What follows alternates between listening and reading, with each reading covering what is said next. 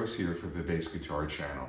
Today I'd like to finish our examination of the C7 flat 9 flat 5 chord by looking at it from the perspective of a 6-string bass. Yesterday a couple of folks asked me, hey, how do you voice this on a 6-string bass? And I'm going to show you that in a second. But let's recap. What are the notes in this C7 flat 9 flat 5 chord?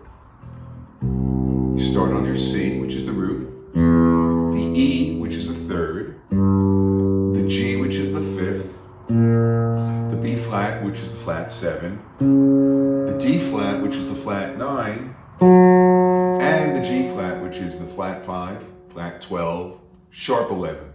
I like to think of it as a sharp 11. The other thing we talked about yesterday was it's basically two chords, a C major and a G flat major.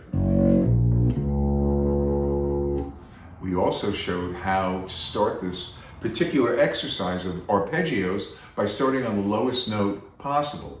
Now, on the 4-string bass, it was a low E.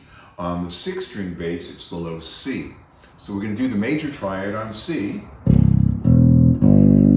Then we're going to do the major triad on G flat. However, we're starting on the D flat, which is the 5th. Then we have the open E, which is the 3rd. And then, of course, the G flat, which is the root. Then on the G, which is the 5th. Then on the B flat, which is the 3rd. Then the C, root again. D flat. E. G flat. G. B flat. So that's how you do it ascending. Now, what I like to do to try and get this under my fingers, or any of the scales, chords, or arpeggios I'm trying to really learn and internalize, I'll do it in 3 different patterns. So,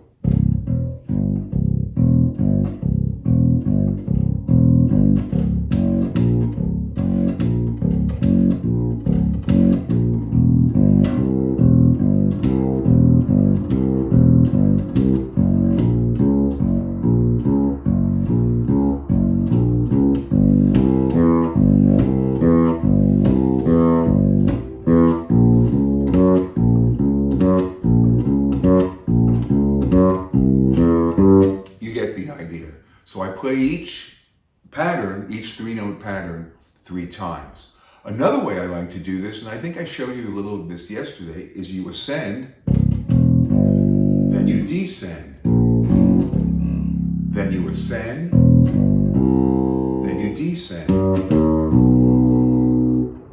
Now, another way of doing this is descend,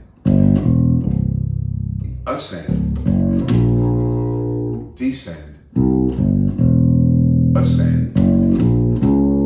Another way is everything descends.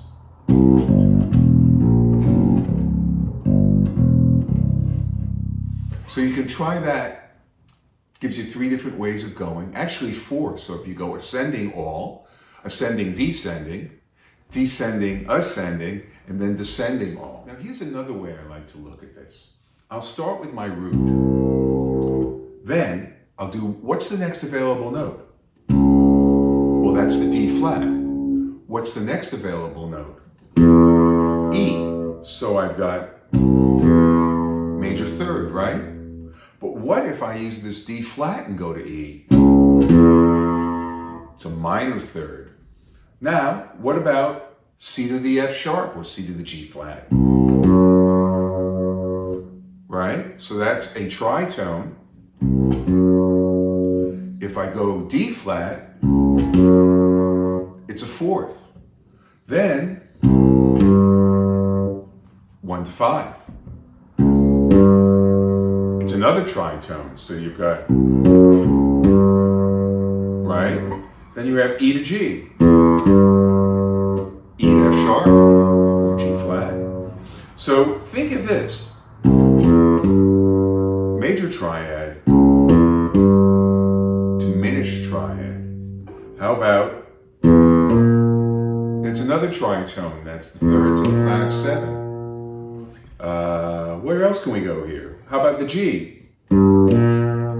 Minor third. There's that tritone again. So when I think about this, how about that, ascending fourths? So I'm going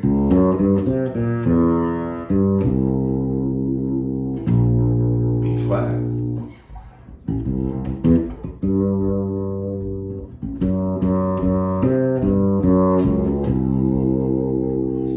Descending fourths.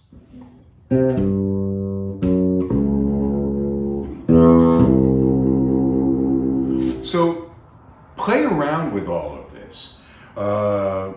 One of the wonderful things I learned from the great recently departed bassist Gary Peacock is it's all sound, it's all intervals.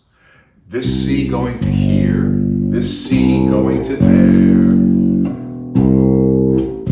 octave, open E, minor third, that's a fourth, that's a tritone. All these different patterns all work within here. So I'm listening not only for consonant, I'm listening for dissonant.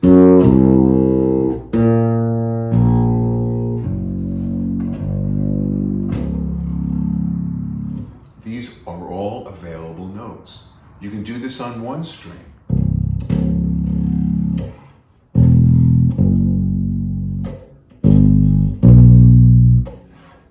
The point is to experiment.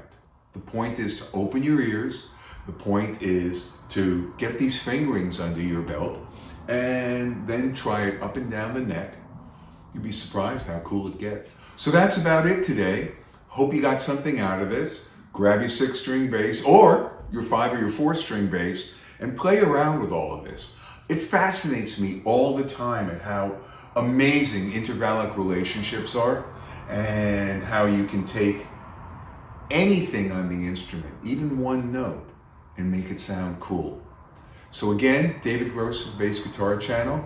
If you're interested in lessons, go to www.thebassguitarchannel.com and I'll get back to you. Take care, have a nice day. See you tomorrow.